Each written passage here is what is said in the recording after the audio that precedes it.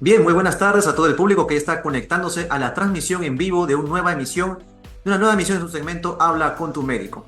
Les saluda John Sandoval desde el Consejo Regional 3 de Lima del Colegio Médico del Perú. Y en esta oportunidad tenemos como tema tratamiento y cuidado para personas con demencia. Para ello tenemos como invitada especial a la doctora Jennifer Mariela Guerrero Obando. Ella es médico neuróloga del Hospital Nacional Guillermo Almenara Irigoyen, a quien damos la bienvenida a esta transmisión. Bienvenida, doctora, muchas gracias por participar con nosotros. Gracias a ustedes por la invitación. Buenas tardes. Es un placer estar con ustedes el día de hoy para poder conversar de una enfermedad o condición tan importante como es la demencia. Muchas gracias, doctora, y también se le recuerda al público que está conectado que pueden dejar sus consultas, cualquier pregunta con respecto a este tema, para que podamos trasladarla a la especialista y responder cada una de sus inquietudes. Bien, doctora, vamos a empezar entonces el tema que nos reúne hoy, que es con respecto, vamos a empezar primero de la parte más básica, que es la demencia. Por favor, explíquenos qué significa la demencia, qué comprende este tipo de trastorno o enfermedad, por favor. Bueno, la demencia es un deterioro cognitivo progresivo de las funciones previamente adquiridas por el paciente, ¿no? Entonces, si es un paciente que podía realizar operaciones matemáticas amplias porque se desarrolló ingeniería, va a perder ciertas de estas habilidades, ¿no? Entonces son habilidades que yo ya tenía y que las he perdido y que alteran mi funcionamiento diario, que alteran mi relación con otras personas, que alteran mi vida cotidiana, ¿no? Entonces, por eso hay que diferenciar demencia versus deterioro cognitivo leve, en la que hay una alteración cognitiva también de actividades cognitivas ya adquiridas, pero que sin embargo no alteran mi desarrollo diario. Esa es la diferencia entre demencia y deterioro cognitivo. ¿Es la demencia en sí una enfermedad? ¿Es un síndrome, un trastorno? ¿Cómo se le puede definir en sí? La demencia es un conjunto de signos y síntomas, es un síndrome que nos llevan a tener una enfermedad, ¿no? La enfermedad es una enfermedad progresiva que altera las funciones cognitivas. Entonces sí es una enfermedad, a diferencia del deterioro cognitivo que solo es una condición, ¿no? Porque en la demencia interfiere con nuestro desarrollo de la vida diaria. Y esta condición, esta enfermedad va a ir progresando con el transcurso de los meses. Ahora, existen diferentes tipos de demencia. Quizás nos pueda explicar, por favor. Sí, existen diferentes tipos de demencia según los signos, síntomas que presenta el paciente, también según algunas características en las imágenes que podemos hacer de tomografía, resonancia. La demencia más frecuente es la demencia por enfermedad de Alzheimer, ¿no? Que es también la más conocida. También considerada antes como demencia senil, no se le considera ya demencia senil porque en la edad adulta o senil, mayores de 65 años, podemos tener diferentes tipos de demencia, ¿no? La característica principal de la enfermedad de Alzheimer es la alteración de la memoria, sin embargo tiene otros síntomas también importantes, ¿no?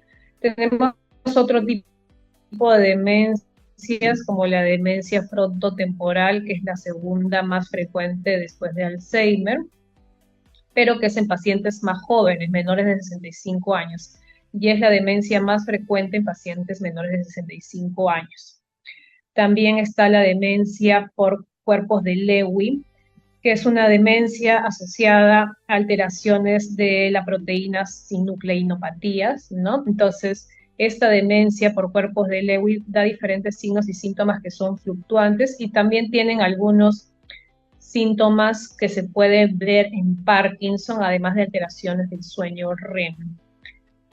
Bueno, hay otros diferentes tipos de demencia, pero las más frecuentes son estas.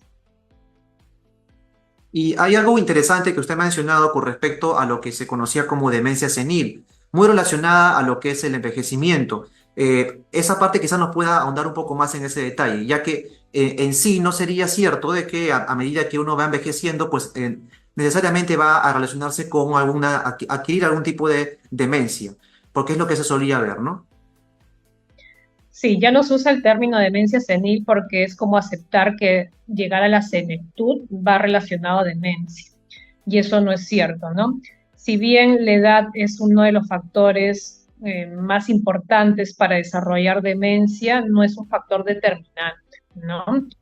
Entonces, la demencia hasta ahora no se conoce una etiología exacta, pero se conocen diferentes factores que pueden llevarnos a desencadenar este tipo de enfermedad, ¿no? Entonces, personas mayores de 65 años no significa que vayan a desarrollar demencia, por lo tanto ya no se usa el término de demencia senil. Además de que hay diferentes tipos de demencia, como ya lo he mencionado. Por lo tanto, uno no debe de aceptar o no debe de pensar que porque tengo más de 65 años voy a tener demencia. Para eso hay que tener hábitos de vida saludable y tratar de prevenir la demencia, no solamente con los hábitos de vida saludable, sino con otras decisiones que uno tiene que tomar, como son, además, la actividad cognitiva. Se recomienda que las personas lean todos los días en promedio 1 a 2 horas, bueno, sobre estilos de vida saludable, la alimentación sana, mediterránea, con alto consumo de verduras, bajo en azúcar, ¿no? Además de realizar deporte, el deporte es parte de un estilo de vida sano, dormir bien de acuerdo a la edad. Hay un número de horas predeterminado que deberíamos de dormir. Y otro punto muy importante es la actividad social, ¿no? Entonces tampoco se trata de trabajar, trabajar y no tener tiempo para uno mismo, para relajarse. La actividad social también ha demostrado que mejora el funcionamiento cognitivo y el funcionamiento cerebral. Por lo tanto, es muy importante los estilos de vida, la actividad social, la tranquilidad, dormir, y hay otros factores también que luego los voy a ir mencionando. Entre lo que son las causas o el por qué se genera este tipo de enfermedad en la demencia, ¿cuáles serían las más frecuentes o las que más o las que producen este tipo de enfermedad? No hay una sola causa que nos lleve a demencia, ¿no? Sin embargo, la edad es un factor importante, ¿no? A partir de los 65 años, 2 de cada 1000 personas van a tener demencia. Y esto aumenta mucho más con el transcurso de 10 años. A los 75 años, aproximadamente 5% más de personas van a tener demencia, y a los 85 años serían 32 personas de cada 1000 va a tener demencia. Entonces, sí, la edad es un factor importante, pero no determinante. Luego, otras características, o como ya he mencionado, el estilo de vida y sobre todo los factores de riesgo cardiovascular, como no haber tenido un buen control de la presión arterial, de la diabetes, de las grasas. Todo eso puede ir produciendo alteraciones vasculares en el cerebro, que nos puede dar otro tipo de demencia, que es la demencia vascular, pero que muchas veces es una demencia mixta, es una demencia vascular que también lleva o nos predispone a una demencia de tipo Alzheimer. Bueno, aparte de estos factores, que son factores de riesgo que podemos controlar, existen otros factores, como son los factores genéticos, en los que está relacionada un gen, el gen ApoE, que es el ApoE2, ApoE3 y ApoE4, ¿no? Entonces, si tú tienes el ApoE4, tienes un riesgo mayor de desarrollar demencia, pero es un factor, no es un determinante, ¿no? Que yo tenga este gen no significa que yo voy a tener demencia, pero de repente tengo que tener un estilo de vida un poco más sano, ¿no? Bueno, además también existen los factores relacionados a los hábitos, ¿no? Al consumo de tabaco, al consumo de alcohol, al consumo de drogas.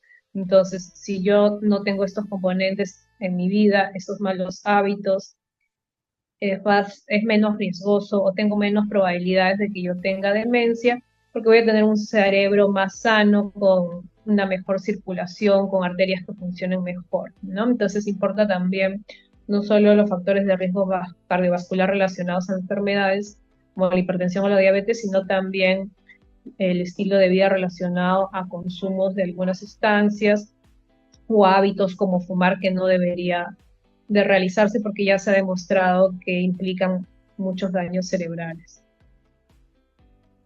Y el factor hereditario se da, o digamos que es mayormente por esa causa que lo que es adquirido, digamos. Hay muchos genes implicados que aún están en estudio, ¿no? Pero lo que se ha demostrado hasta la actualidad es que los genes son un factor más, pero no implican un papel determinante, ¿no? Entonces, si yo tengo este gen, no significa que voy a tener demencia.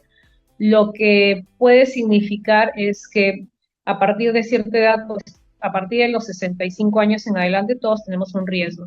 Si tenemos el gen y además hemos tenido un mal estilo de vida o de hábitos, puedo desarrollar demencia antes que la población general, ¿no? Pero no es un factor determinante. Entonces siempre podemos modificar nuestro estilo de vida y con eso disminuir el riesgo de demencias, bueno, nuestro estilo de vida y controlando nuestras enfermedades crónicas. Algunos medicamentos pueden causar también este tipo de problemas con respecto a la memoria, con respecto a desarrollar demencia o algún tipo de enfermedad neurodegenerativa. Más que de medicamentos, la exposición a ciertos tóxicos, ¿no? Como ya mencioné, el tabaco es uno de ellos. Exposiciones a metales pesados también pueden producir alteraciones en el cerebro, en los ganglios basales, y con esto llevarnos a encefalopatías o incluso producir lesiones irreversibles. También se ha visto en pacientes que son dependientes de alcohol y que han consumido metanol. Entonces, esto produce lesiones en ganglios basales irreversibles que en el futuro nos pueden llevar a demencia. El alcoholismo produce déficit de vitaminas de forma crónica también que pueden llevarnos a demencias, pero demencias reversibles por déficit de vitamina B12, déficit de vitamina B1. Entonces, estos factores se pueden corregir. También si yo tengo exposición a plomo, pues ¿no? Retiro esta exposición y puedo revertir alguno de los síntomas y signos. Sin embargo, podría quedar alguna secuela de alteración cognitiva. Entonces, existen las demencias, que son enfermedades progresivas, y existen las pseudodemencias o las demencias reversibles, que son enfermedades que se pueden tratar, que tienen una etiología, una causa, como la que tú me acabas de consultar, que puede ser en relación a exposiciones a metales pesados, en relación a déficit de vitaminas, puede ser por alguna infección, por ejemplo, ya cuente, pero antes neurosífilis era una causa de encefalopatía con signos de pseudodemencia que tenía tratamiento y que tiene tratamiento en la actualidad, ¿no? Entonces, puede haber causas infecciosas, puede haber causas por intoxicación o exposiciones a metales pesados. Puede haber causas en relación a déficit de vitamina. Es muy importante en paciente que tiene un síndrome demencial, dosar vitamina B12 y preguntar si es que hay antecedentes de alcoholismo para solicitar dosajes de otras vitaminas.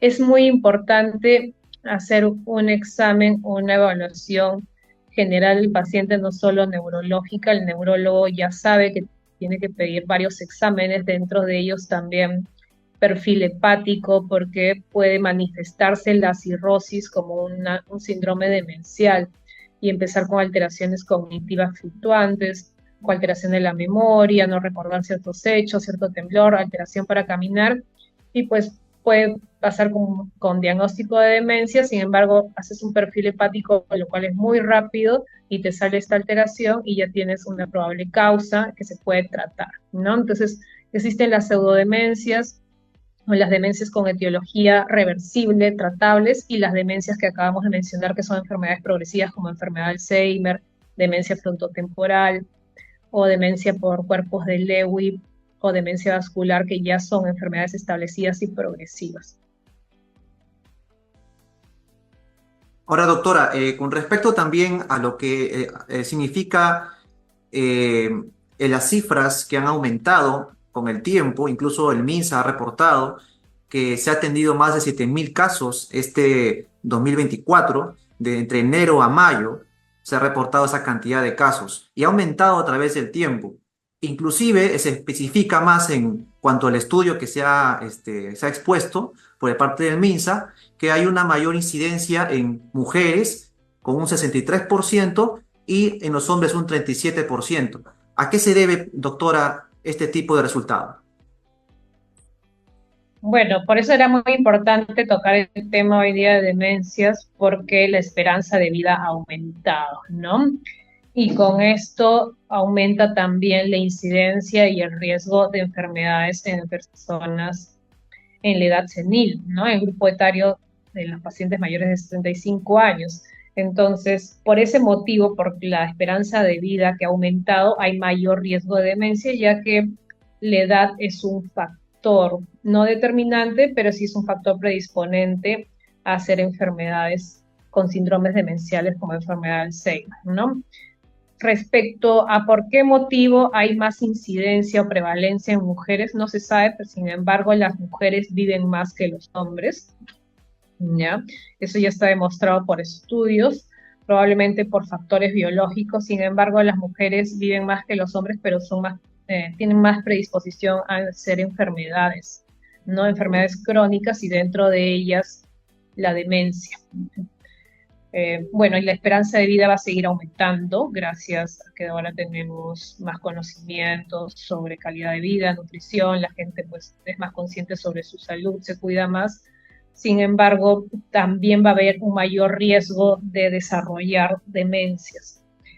Otro punto muy importante que no he mencionado sobre estilos de vida es el grado de conocimiento que uno adquiere durante los primeros años de vida, menos de 25 años.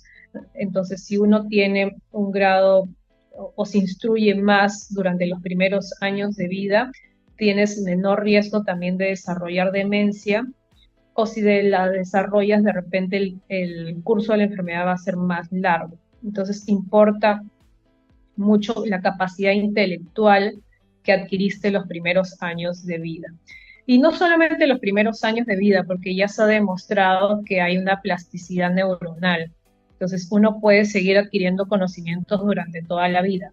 Muy importantes son los primeros años de vida, los primeros 25 años, incluso los primeros 5 años de vida, sí, pero durante el resto de nuestra vida podemos seguir adquiriendo conocimientos. Entonces es muy importante que siempre estemos leyendo, capacitándonos, haciendo cursos de nuestro interés, ¿no?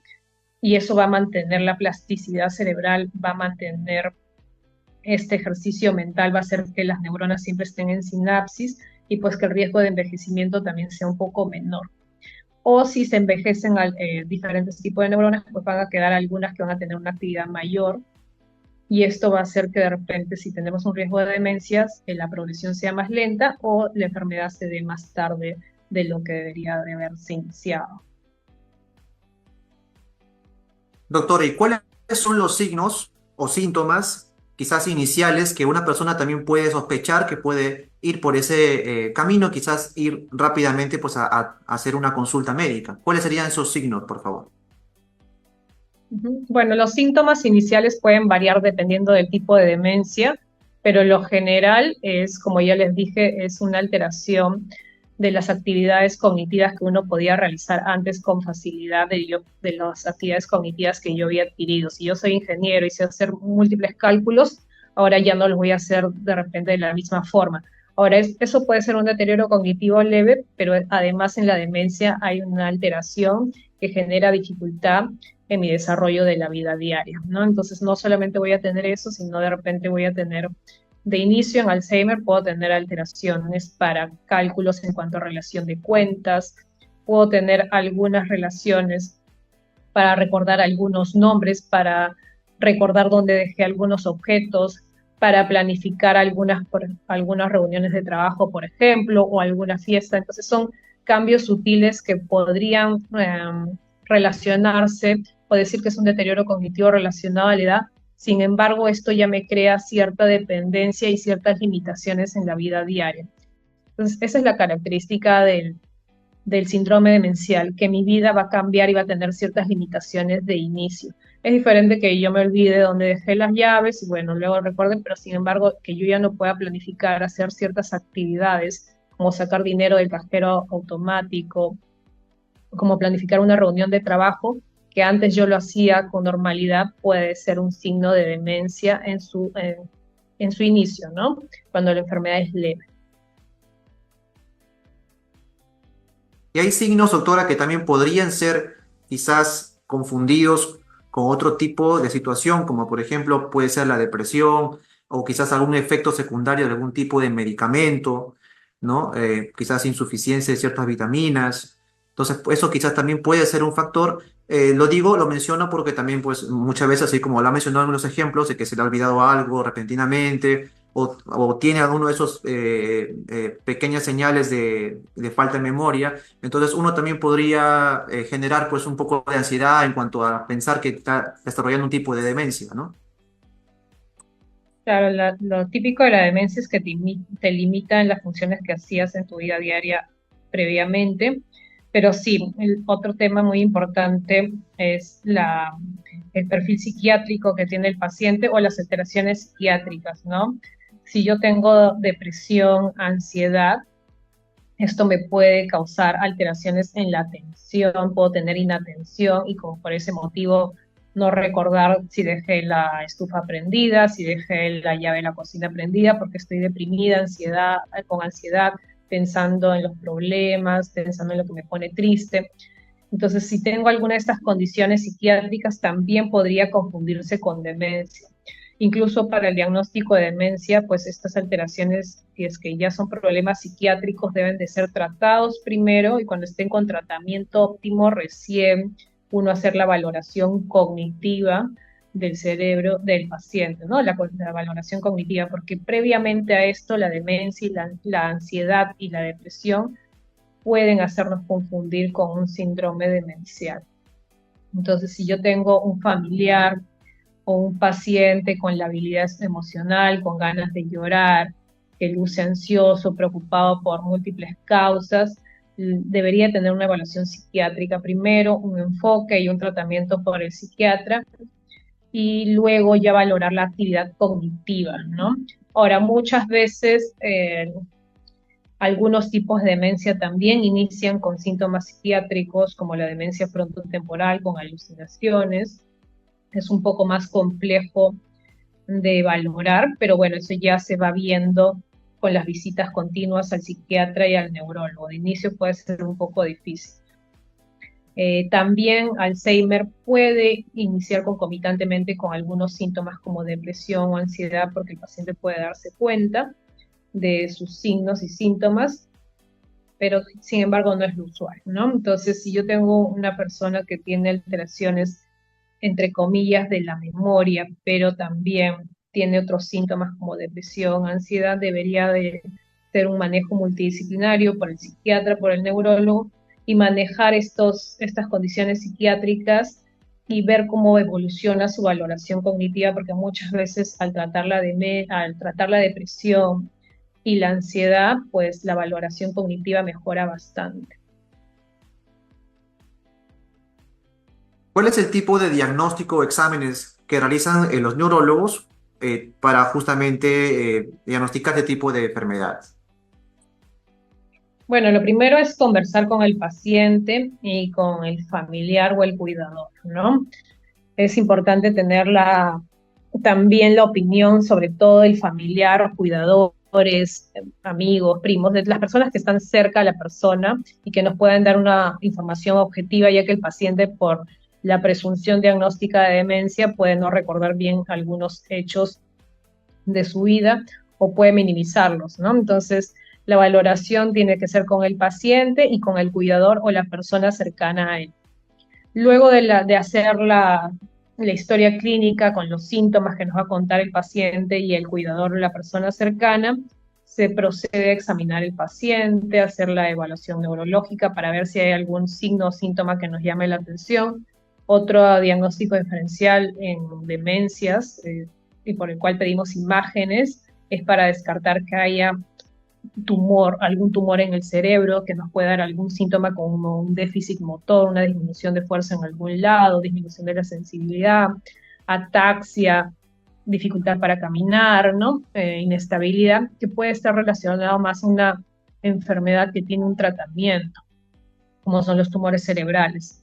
Además del otro diagnóstico diferencial es la hidrocefalia normotensiva, que es un acúmulo de líquido cefalorraquídeo en los ventrículos, que son los que bañan el cerebro, y el cual también tiene un tratamiento.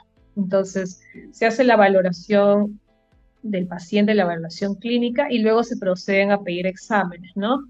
Dentro de los exámenes serológicos o de sangre siempre tiene que haber un hemograma.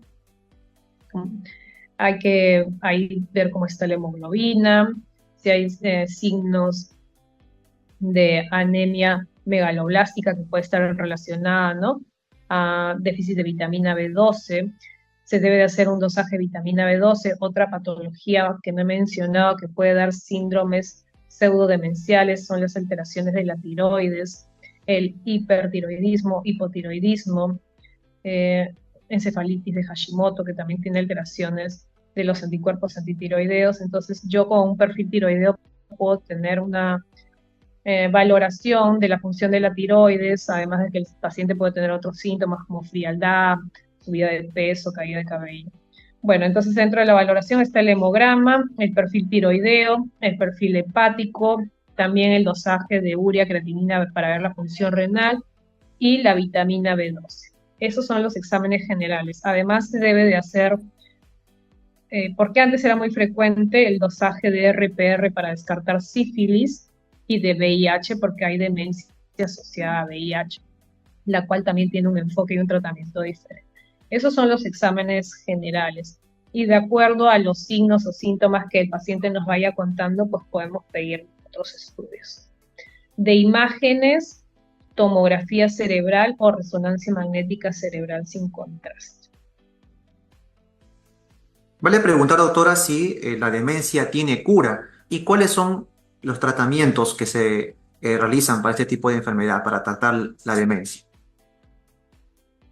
Bueno, la demencia no tiene cura, pero sí tiene tratamientos, tiene medicamentos aprobados que pueden enlentecer la enfermedad, enlentecer la sintomatología y dar una buena calidad de vida al paciente, ¿no?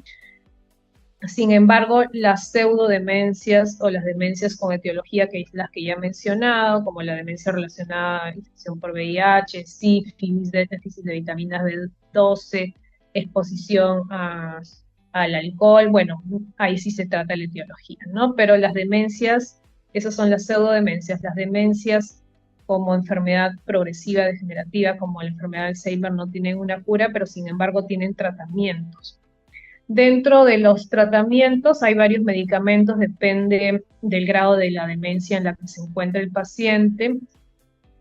Tenemos inhibidores de la acetilcolinesterasa, que hacen que la acetilcolina, que es un neurotransmisor cerebral, se encuentre más tiempo en el cerebro. Entonces, al inhibir la enzima que metaboliza o que hace que esta enzima esté menos tiempo en el cerebro, al inhibir esta enzima que rompe o que metaboliza la acetilcolina, hago que esté más tiempo la acetilcolina en el cerebro. Dentro de ellos, uno de los medicamentos más frecuentes es donepezilo, ribastimina, galantamina, que son los que más usamos, ¿no? Que son en tabletas, ribastimina puede ser en parches. Luego tenemos antagonistas del N-metil de aspartato, como memantine, que es para etapas ya moderadas a severas. Y los antagonistas de la acetilcolinesterasa son para etapas leves a moderadas. Ya han demostrado enlentecer los síntomas y mejorar la calidad de vida. Sin embargo, pues pueden tener algunos efectos secundarios como náuseas, vómitos, en algunos casos memantina puede producir alucinaciones. Hay que mencionarle al familiar esto, y si el familiar nota alguno de estos síntomas o nos lo comenta o lo notamos en la visita, pues se tendrá que suspender el medicamento. Pero muy aparte de los medicamentos, es muy importante, y vuelvo a recalcar, el estilo de vida, ¿no? Fomentar el deporte en todas las edades y etapas de la vida, fomentar la lectura en papel. Ya los estudios han demostrado que la lectura en dispositivos electrónicos no tienen tantos beneficios, a diferencia de la lectura en papel. Entonces, se recomienda la lectura en papel, se recomienda hacer deporte.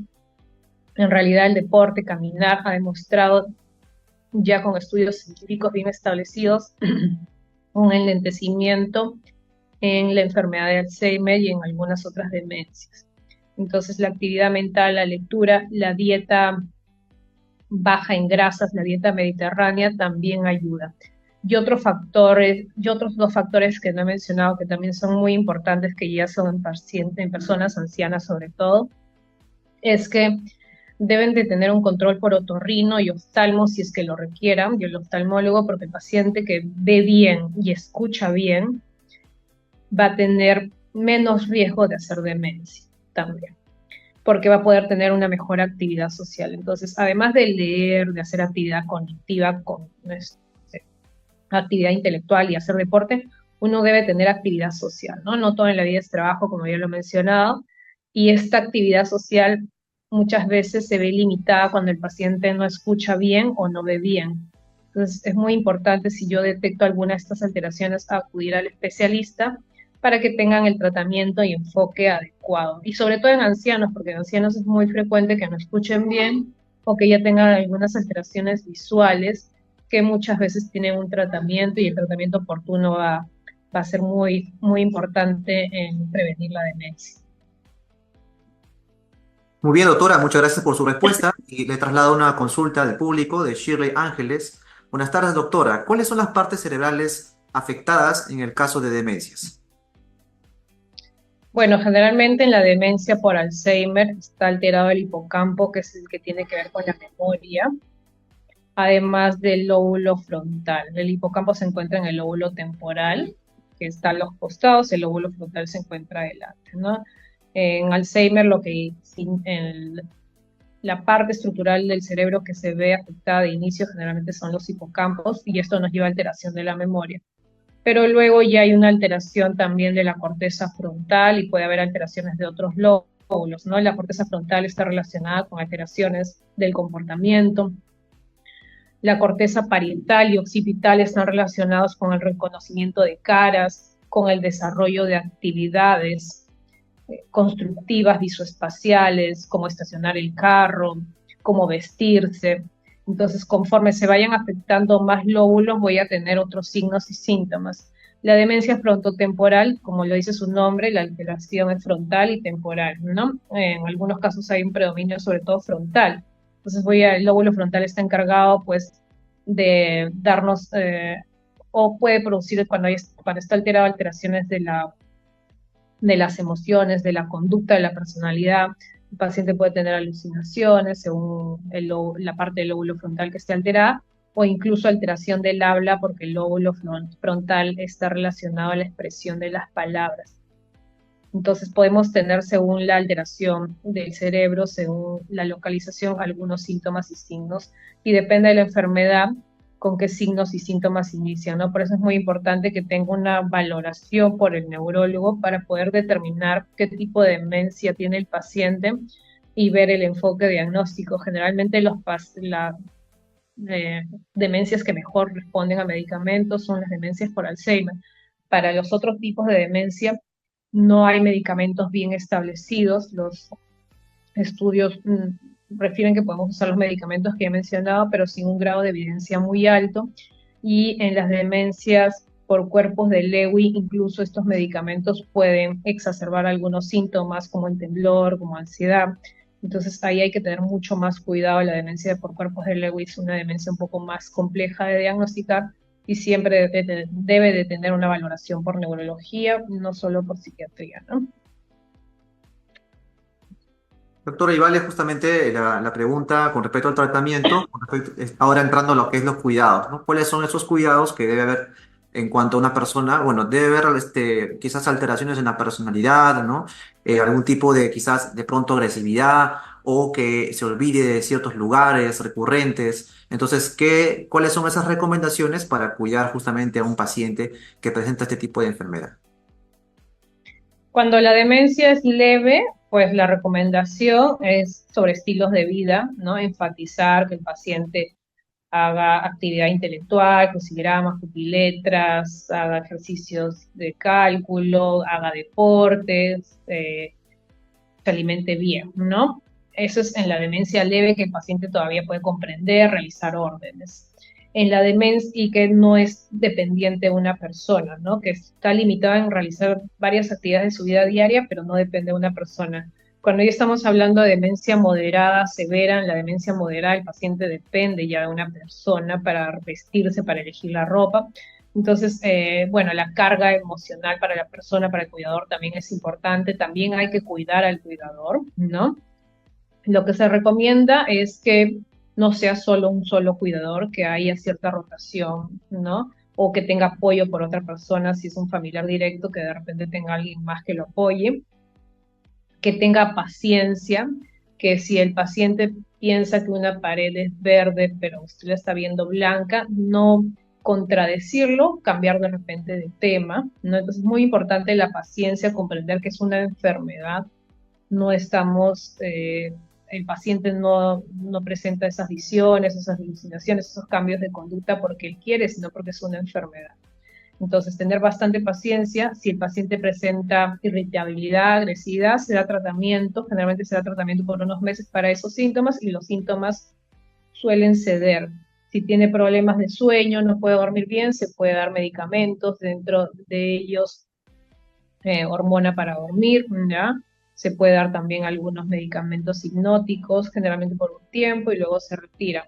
Siempre teniendo en cuenta que los medicamentos tienen efectos secundarios, ¿no? Entonces, lo que necesita el familiar es conocer en qué etapa se encuentra el paciente, que va a necesitar apoyo, que va a necesitar probablemente apoyo para vestirse, que de repente va a tener conductas inadecuadas, que no todas pueden ser controladas con medicamentos.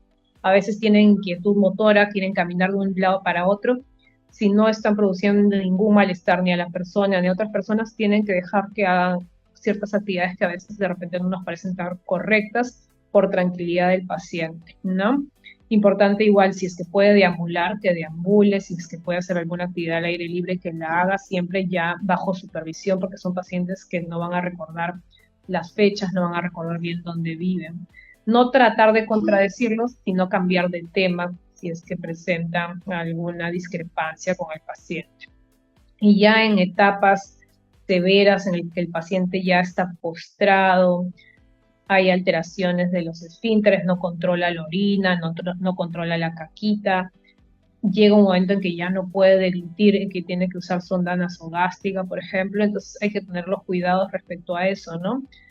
Tener una cama de repente en 10 caras, cuando se pone la alimentación por la sonda nasogástrica, verificar que el paciente esté sentado, no echado, para evitar reflujos, ¿no? Para que siga el tránsito intestinal lo más acorde posible, como lo hacía cuando estaba bien, ¿no? Sentado, ver medicamentos para el estreñimiento, ¿no? Entonces ya es un tratamiento un poco más amplio, pero siempre estar viendo si es que presenta algún signo o síntoma o malestar el paciente para poder tratarlo, ¿no? Entonces el paciente no tiene por qué sentir dolor, no tiene por qué sentir alguna molestia. Luego en pacientes con demencia moderada, severa, a veces pueden estar irritables, de mal humor, ¿no? Y puede ser en realidad el signo de repente de una infección urinaria. Entonces, estar atentos. Si el paciente presenta alguno de esos síntomas que antes no los presentaba, puede ser que en realidad no es que sea o que esté molestando, sino que en realidad siente algo, pero no sabe cómo expresarlo y lo puede presentar con eso, con irritabilidad, con mayor, de repente incluso agresividad, y puede ser el signo o el síntoma de algún proceso infeccioso, inflamatorio, entonces requiere una evaluación por un médico, ¿no? Importante, doctora, lo que nos está enseñando hoy en esta transmisión. Hay preguntas que han quedado en la caja de preguntas, de respuestas, que creo que ya se han respondido. Justamente hemos preguntado acerca de los medicamentos, los signos y este tratamiento y los cuidados necesarios para pacientes que presentan este tipo de complicación. Agradecemos, doctora, por su participación en este segmento, esperando contar con usted quizás en alguna otra oportunidad. ¿Puede dejarnos quizás un mensaje final con respecto a lo que es la prevención, algún consejo para nuestro público, por favor? Sí, respecto a la enfermedad de Alzheimer, que ya sabemos, o a las demencias, van a ir incrementando con el transcurso de los años porque la expectativa de vida está aumentando, pues tener un estilo de vida sano, traten de incluir el deporte en cualquier etapa de la vida en la que se encuentren, así como la lectura, la actividad intelectual es muy importante y la actividad social, ¿no? Para prevenir. Y bueno, ya luego, si es que presentarán la enfermedad, el neurólogo o psiquiatra les dará el apoyo necesario. Pero lo importante es la prevención, y la prevención es con un estilo de vida sano. Dormir también es muy importante, dormir las horas necesarias, además de todo lo que ya he mencionado. Muy bien, doctora, muchísimas gracias por su participación en nombre del Consejo Regional 3 Lima y a todo el público también que ha estado hoy en esta transmisión de Habla con tu médico. Muchas gracias, doctora. Gracias a ustedes, hasta luego. Hasta luego. Bien, pueden seguirnos por favor también en nuestras redes sociales. Estamos como CMP Lima, en diferentes plataformas haciendo diferentes temas de salud. Y nos vemos en otra oportunidad. Muchísimas gracias. Buenas tardes con todos.